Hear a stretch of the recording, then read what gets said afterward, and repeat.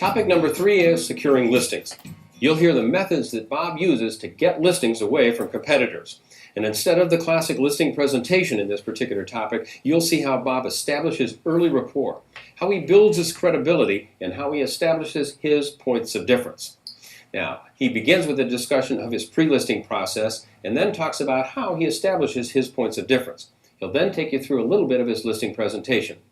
And then I asked him to talk about new agents and how new agents might be able to use his techniques. Well, he completely comes unglued and rants about how, yes, a new agent could do this. You've got to see that part. You'll hear how he markets the listing and spends a lot of emphasis on making sure his properties show well. You'll hear his pricing presentation. And by the way, he talks about the Price is Right game where he has the sellers actually tour the listing. If you remember in Real Estate Live number 7, Cindy Sanders did that with one of her clients. Well, Bob does the same thing with his clients if he needs to. He'll talk about his listing presentation, pricing techniques, and commission. To begin this track, I asked Bob, take me through your listing process from the beginning on. And that's where we begin this track. Most of my listing appointments I structure so that they're 2 appointment calls. 2 appointments. 2 appointments. Okay. So let me step back. If I know the person, if I've sold you the house, I know the house, we know each other well, we have the connection. That I know you're not playing a game, I'm not playing a game. You know, just, hey, come on over, tell me what it's worth, you know the house, you sold it to me last year, boom.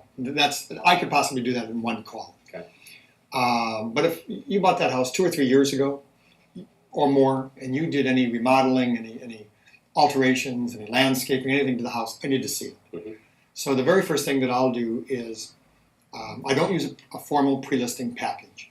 Okay. I have a resume, about a 3-page resume, and it just literally talks about my experience, what I've done, even lists the names of 5 or 6 people that you can call. Well, that's a pre-listing packet. Yeah, but it's pretty simple. You do have a pre-listing packet, but it Yes. focuses on selling your credibility. It sounds like. That's exactly right. So the very first thing I'll do is you don't mind sharing some of that? No, I'll give you a copy of it, show it to you. Well, then if you're watching this DVD, you know how to get to it. Go to the PDF documents on this DVD. So you'll have a copy of that, and the first thing I do is try to set up an appointment to come over and see the house.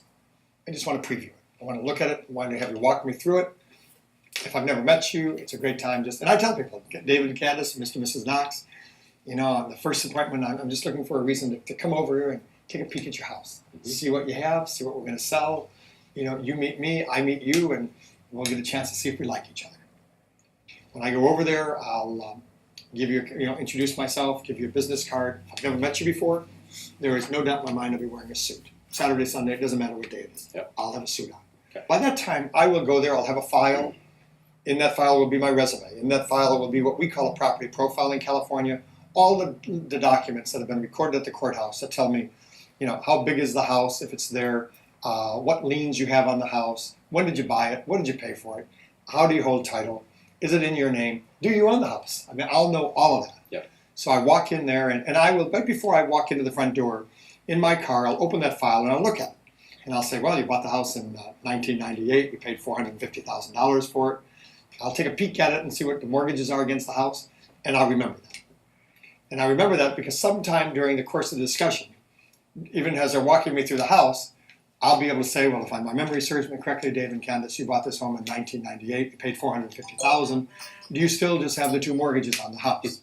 Well, it blows their mind. And they look at me, and again, my goal is to let them know I'm a pro. Not from an ego standpoint, not from any standpoint, but from a knowledge standpoint.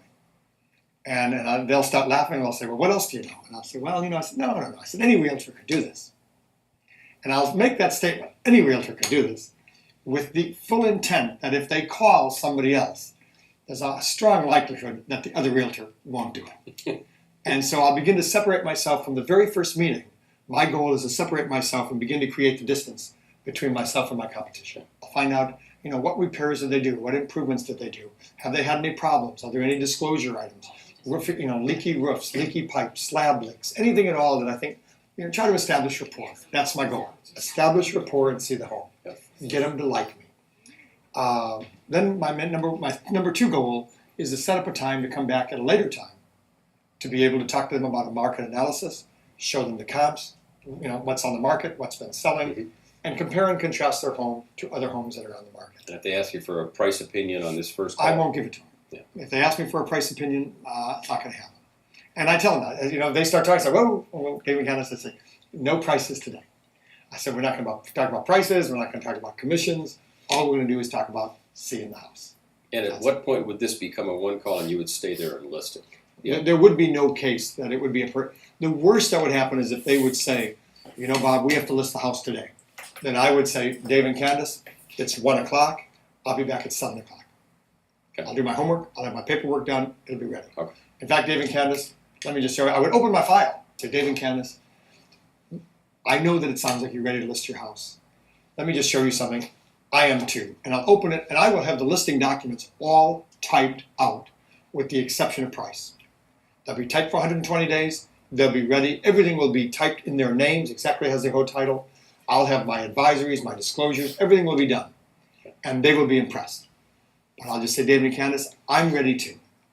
But I still need to do my homework."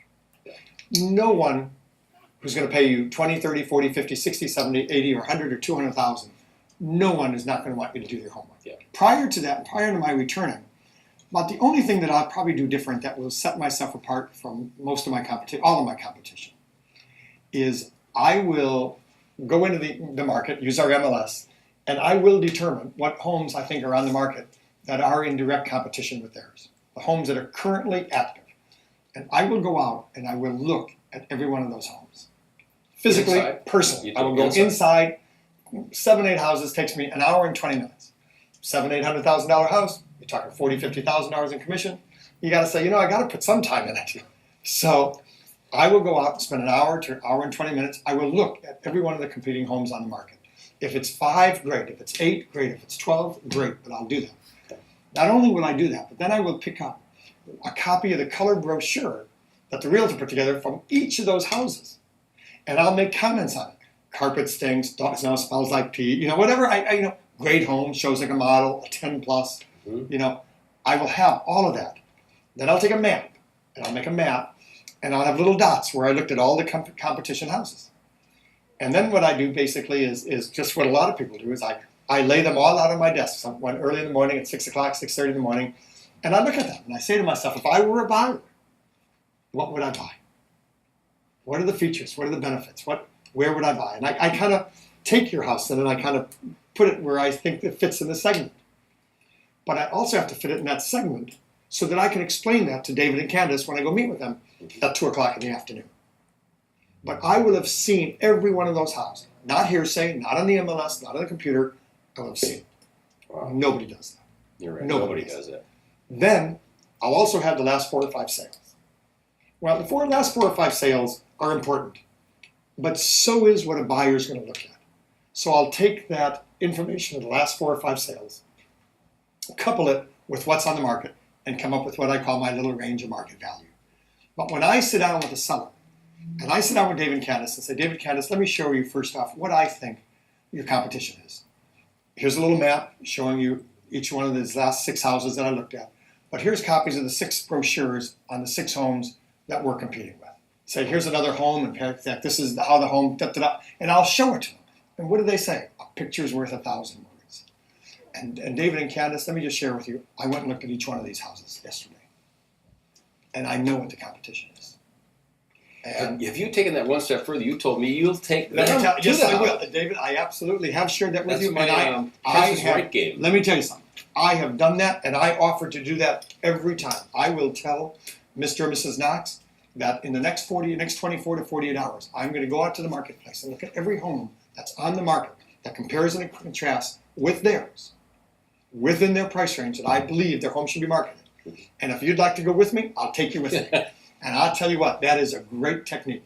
It gets them out. It gets them to see it. It's not hearsay. Mm-hmm. And you can ask the people. And you see people. They look at a house and they'll say, God, our house isn't as nice as this. And then you think, well, that house is priced at $450,000.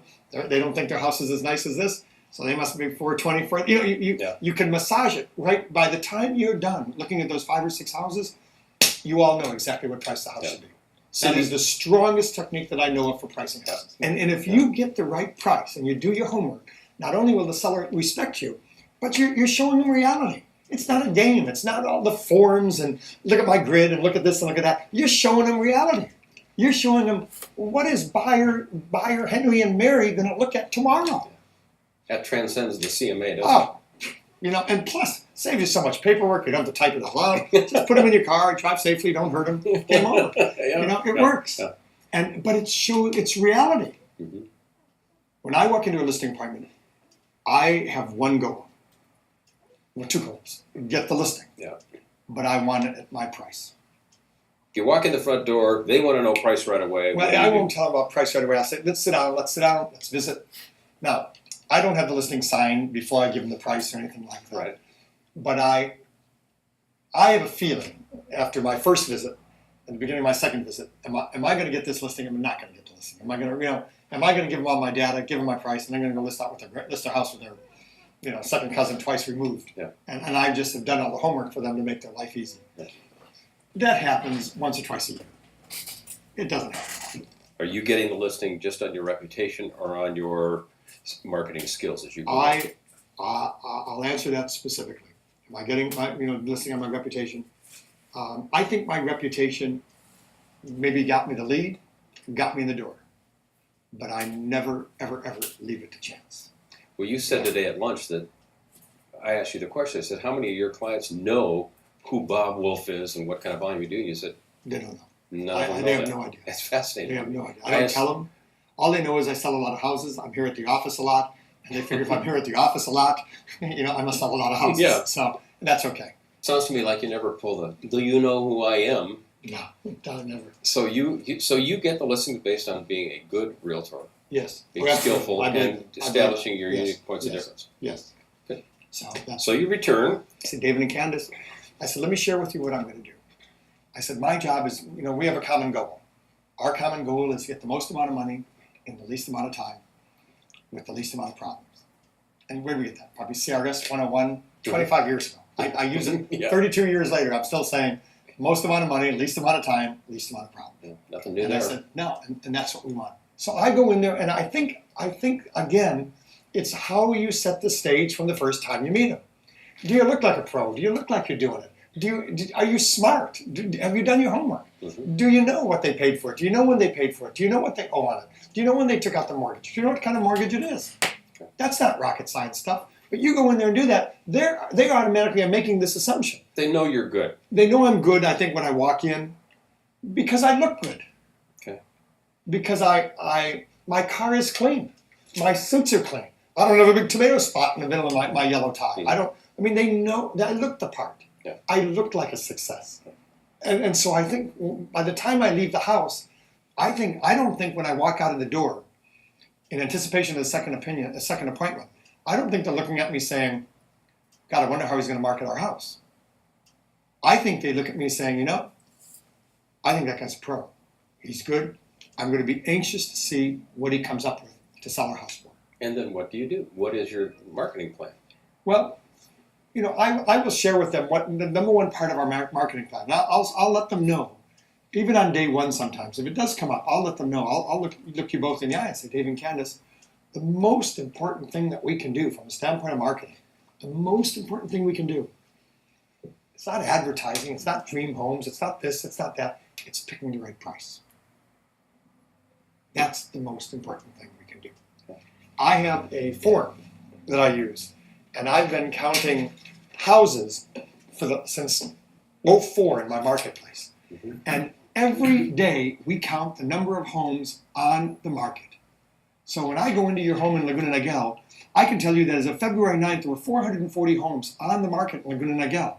I can tell you that it dropped to a low on February 1st to 417, and it was an all-time high of 591 in June of '06. So we're 20% down in inventory.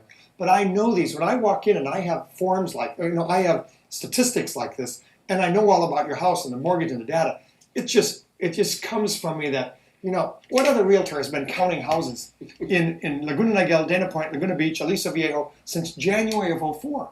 Now, why do I count those houses? Because it gives me a heads up on what is the trend in my marketplace.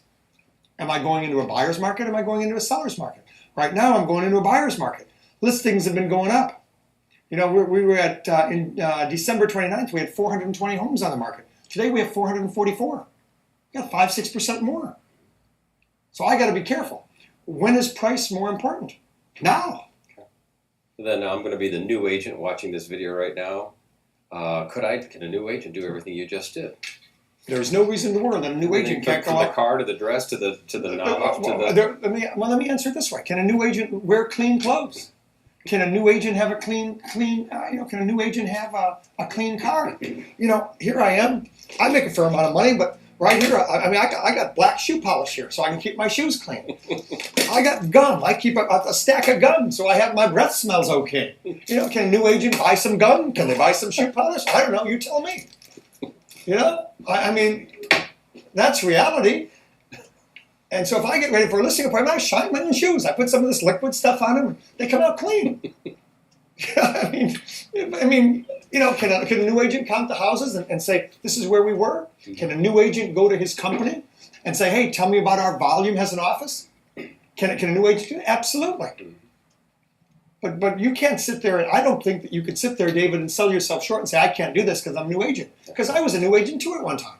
I mean, seriously, you know, I mean, it's... Well, then let me ask you, what is it that you do when you get the listing? How do you market that? I don't focus just on selling my own listings. I figure that as fast as I get the listing, let me tell you, as fast as I get the listing, David, I get it in the MLS as fast as I can. I don't hoard it. I don't hide it. I got, 50% of something done really fast that makes me look good. You know, when you put the sold sign up, it still makes me look like I sold the house. Mm-hmm. So my goal is to expose it to as many people as I possibly can, as quickly as I can. Get the color brochure done. Get it on the internet. Get it on the open house for tour. Get that house every time it's shown. Make sure the sellers know. Educate the sellers. Lights on, drapes open. Make it happen. If you got animals, put them away, hide them, do something with them. If you got little kids, don't put it on a lockbox. How do you get them to do all that? You just ask them. You explain it to them. Maybe you take them out and show them a couple houses. You just try to tell people the truth. And I'll tell you what, you saw it today. 1 out of 6 homes. I called every one of those sellers last night at 8 o'clock. Every one of them had 14 hours notice I was coming by. One had lights on, drapes open, candles burning, fireplaces on. Any one of those homes could have done that. They were all $1 million homes. One seller did it. Yeah. You tell me. Yeah. And I'll tell you what, and that's what I educate my sellers. I tell my sellers, 83% of the people that come in will make a decision based on what they see. So we got to have lights on, drapes open. I don't want to see any I don't want to see any light bulbs that don't work. I don't want any 20-watt light bulbs. I want 100-watt light bulbs. I want to make sure when you go and there's a second showing, it's lights on, drapes open. If somebody calls you and says, we're looking at your home for a second time, you call me. I'll go out to your house. I'll make your bed. I'll flush your toilet. I will have the lights on, drapes open because, if they're coming back for a second time, they like that house. Mm-hmm. And if you got lights on, drapes open, that's a win. And it's simple little things that sell houses, whether it's $5 million, $2 million, or $400,000 or $200,000. It's how that house looks. And you make that house show better than anybody else. Real estate's there's no secret. Makes sense to me. I'm sorry. Sorry, you're showing you what this was. Don't hold back. Yeah, don't hold back. Well, let's talk about the other side. Have you ever? How do you deal with pricing objections? Do you ever take overpriced listings? Yeah. Do I ever take overpriced listings? Yes. But here's the deal. I make a deal. David and Candace, I think the market is this. I think the market for your home is $250,000 to $265,000. You want to ask $295,000? I'll make a deal with you. I'd like to work with you. I think you'd like to work with me. I think you consider me to be the best of the 4 or 5 people, and I think I am the best. I don't think I'm the best, but I think I work harder than anybody else. I think that's what I bring to the table. I bring the fact that I work harder than anybody else. I'm willing to do more than anybody else. And I'm willing to do what it takes to get your house sold. And I think you do want your house sold. I don't think you're playing. I think you want it sold. So, why don't we do this? Let's try it at your price. The house is 95% yours, 5% mine. Let's try it at your price for 30 days. No offers, no indications of offers. We tried it at my price. So you'll go 30 days? So I'll try 30 days. Absolutely. Okay. And I'll try 30 days because unless they try it for 30 days and lose, they'll never believe I was right. And they're the ones going through the stress, not me. I just got to wait 30 days and then I got a good listing at a good price. Okay. But let them go through the stress. Mm-hmm. And if they're so sure, then what the heck? And at the end of those 30, they know we know what the rules are, we know what the game is, and we know we're going to drop it. And then will you Will Oh, you I'll give the call listing them back? up. I'll call them up and say, Dave and Candace, say, listen, we're just about on our 30-day period. Why don't we get together maybe Saturday night or Monday, Tuesday night, whatever night you want. I said, let's review all the comps and review our strategy and see where we are. And if they still don't lower the Oh, price, they'll lower it. They'll if- lower it. so they do. Yeah, if they don't, yeah, will you? yeah. Under what circumstance do you walk away from a listing? If I just think it's like 20% overpriced, Yeah. or if I think it's full of mold, or I think there's some issues that I can't deal with, then I'll pass. Or if somebody's going to do it for, if my competition is going to do it for 2 or 3% less than on commissions or something like that, I'm not going to do that. From there, you'll still, I assume, get an objection. Oh, people, nobody wants to pay commissions. Nobody likes it. It's a big chunk. It's the biggest part of the closing costs. One of the main things that I try to let people know is let them know that if we're successful in obtaining for them the price that we just determined to be fair, if we're happy, and we do that, will they be okay with the commission? If we get full price, will they pay 5%? If we get full price, will they pay 6%? Usually they'll look you in the eye, and I'll just ask, I say, David Candace, if you're happy with the offer I bring you, with the price I bring you, will there be a problem with the commission then? Oh, no. If you get what we want, I'll say, great. I'll tell you what, let's do this. And let's just go forward on that basis. Okay. You're going to have a lot of times in the future to decide what kind of offer you want to take, what kind of offer you don't want to take. Okay. You're going to have a lot of different times to say, do you want me to take less? Do I want to take less? I mean, those are decisions that we can make later on. And then But they I say, said- well, we really want 1% less. Yeah, We're not well, going to do it for And 1% less. they do it. And you know what I say is this.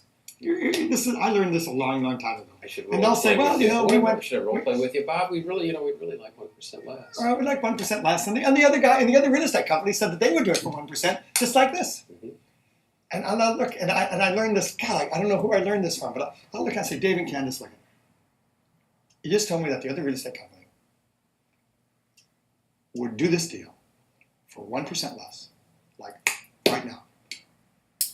If he was willing to give up 20 or 30% of what he was going to make on his commission in 2 or 3 minutes, how fast do you think he'd be willing to sell you down the river and give up your money? But they didn't come down. That's just what their rate is. Well, I'll tell you what and what is their experience? I'm looking at the camera. So you guys, I'm working Bob for it. What is their experience? What have they sold? I mean, Well, they say they're as good as you. well, let's ask them. They say they're as good as I am. Well, it's. I I think they are. Well, I'll tell you what. I think they're not. I'll tell you what. It's 7:00 tonight. You call. Let's call them now. Call them tomorrow morning at 6:00 in the morning. See if they're there.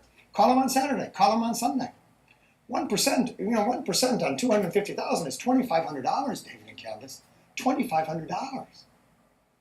I don't think you should make a decision based on $2,500 as to who's going to represent you in a $250,000 inventory. And you shared this passion with a seller. Absolutely. Okay. Absolutely.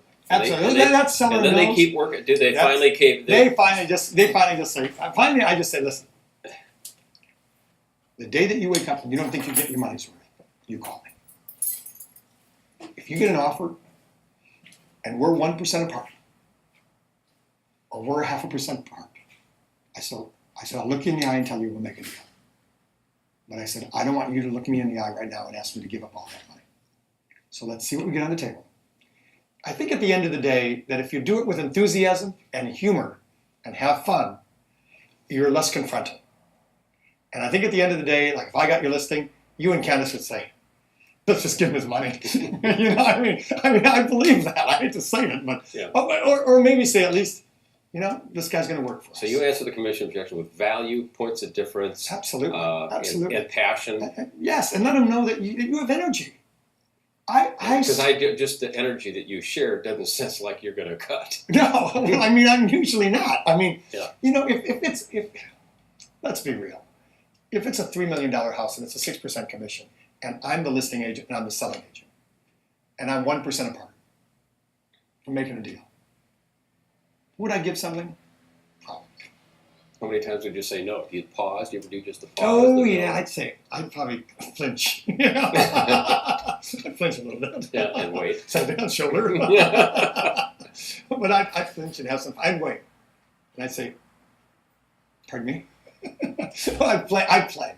I have found that if I play and I get back to rapport, I think there's an art to going back to humor and going back to rapport and not being so stoic and not just being so I have to look at, what's the goal? What's the outcome? What do I want?